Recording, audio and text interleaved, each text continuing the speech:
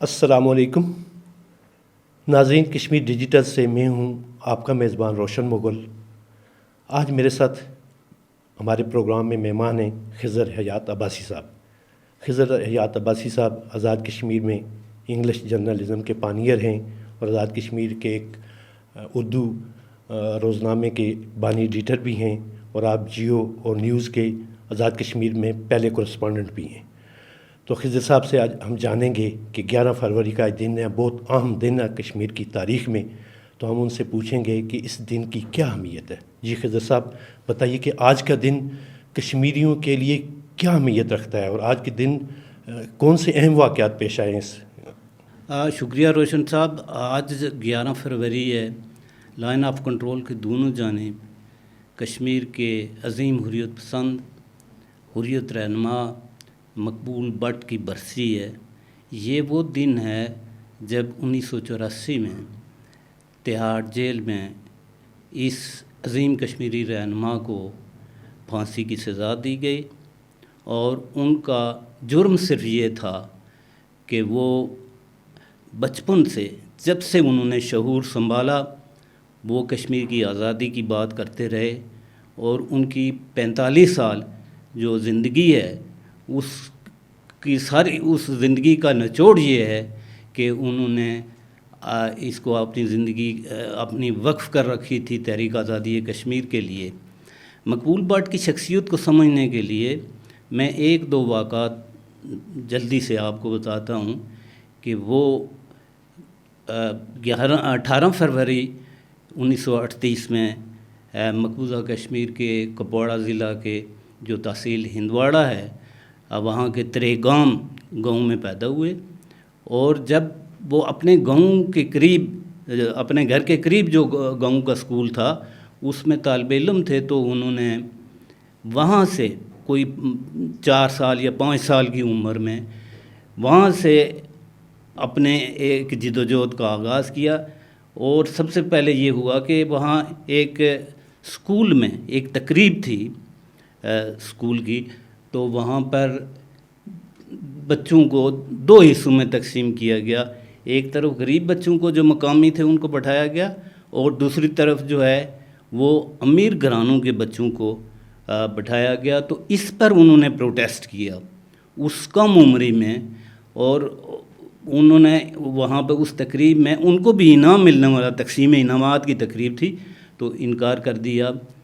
यहाँ से आप समझ सकते हैं कि वो बिल्कुल कम सनी में, कम उम्री में एक जो अदम मसावत का एक निज़ाम था, एक क्लास सिस्टम थी, उसके ख़िलाफ़ जिद्दोजहद का आगाज़ किया उन्होंने। कि बचपन में ही उनके अंदर जो था एक मादा मौजूद था कि जहाँ पे नाइंसाफ़ी हो तो उसके ख़िलाफ़ आवाज़ बुलंद करनी है।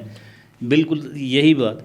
फिर उन्होंने जो श्रीनगर के कॉलेज से सियासियात में और तारीख़ में जो है वो बीए करने के बाद वो यहाँ जब आज़ाद कश्मीर में पहले वहाँ वो गिरफ़्तार हुए, सीआईडी के इंस्पेक्टर के कत्ल का इल्ज़ाम उन पे लगा और वो जेल से सुरंग खोद कर फ़रार हुए और आज़ाद कश्मीर में आए। फिर दोबारा मकबूजा कश्मीर में गए और अपनी जद्दोजहद का आगाज़ किया और फिर जो 1984 में रविंद्र महात्रे कत्ल केस में उनको सज़ाए मौत जो है वो। खिज़र साहब, उनकी ये शहादत जो थी, कश्मीर की जो मौजूदा जद्दोजहद है उसमें हम देख रहे हैं कि उसमें उन्होंने उसकी बुनियाद डाली। और वैसे तो कश्मीरियों की जद्दोजहद तो 1932 से और फिर 1947 से वहाँ से चल रही है, लेकिन मौजूदा जो जद्दोजहद है उसमें मकबूल बट ने इसकी बुनियाद डाली। तो इसी जद्दोजहद को सामने रखते हुए मकबूल बट के नक्शे कदम पे चलते हुए 11 फरवरी 1990 चकोठी के मकाम पे आपको याद होगा कि कंट्रोल लाइन को कश्मीरी नौजवानों ने अपने पाँव के नीचे रौंदा और हिंदुस्तान की फ़ौज ने उनके पर फायरिंग की, 6 लोग शहीद हुए। आज उनका भी योम शुहदाए चकोठी भी आज मनाया जा रहा है। जी बिल्कुल सही है। 1988 में जब कश्मीर की मसल्ह जद्दोजहद वहाँ पर शुरू हुई है और उसके कोई 1.5 साल बाद आप कह सकते हैं कि 11 फरवरी 1990 को ایک اسٹوڈنٹس آرگنائزیشن تھی نیشنل اسٹوڈنٹ فیڈریشن، انہوں نے لائن آف کنٹرول کو عبور کرنے کی جو ہے وہ کال دی. یہاں سے اگرچہ کال ان کی طرف سے تھی لیکن اس میں ہر طبقہ فکر کے لوگ جو ہیں وہ شامل تھے، ہم خود بھی اس میں شامل تھے. یہاں سے بڑی تعداد میں، ہزاروں کی تعداد میں لوگ چکوٹھی کی طرف انہوں نے مارچ کیا 11 فروری کو، اور کچھ نوجوان جو ہیں وہاں سے لائن آف کنٹرول کو عبور کر کے بھارتی مقبوضہ کشمیر جو ہے وہاں داخل ہو گئے.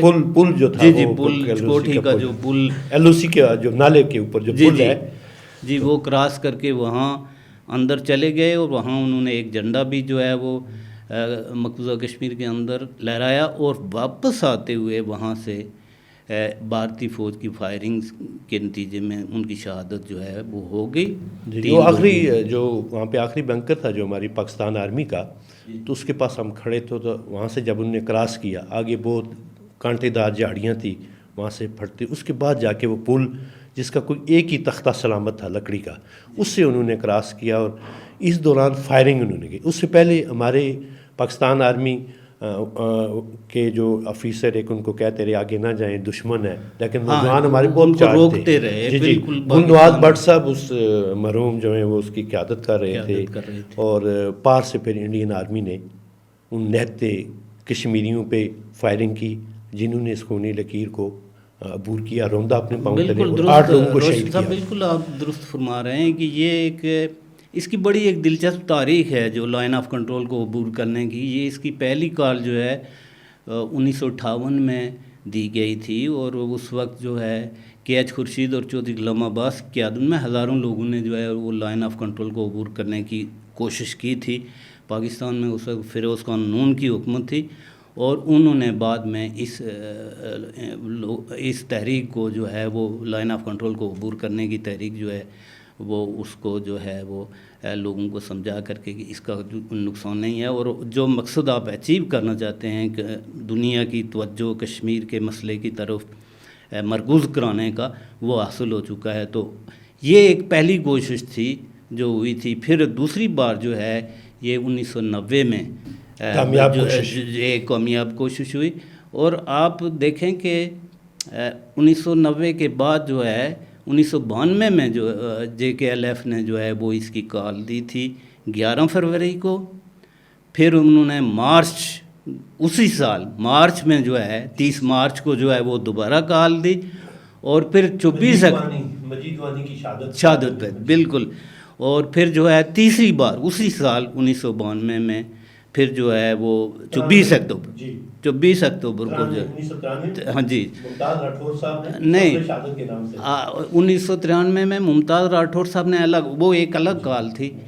اور پھر جو ہے ہم یہ دیکھتے ہیں کہ پھر 99 میں پھر امان اللہ خان صاحب کی قیادت میں جو ہے ایک کوشش ہوئی تھی لائن آف کنٹرول کو کراس کرنے کی، اور اس میں ہزاروں لوگ ان سارے.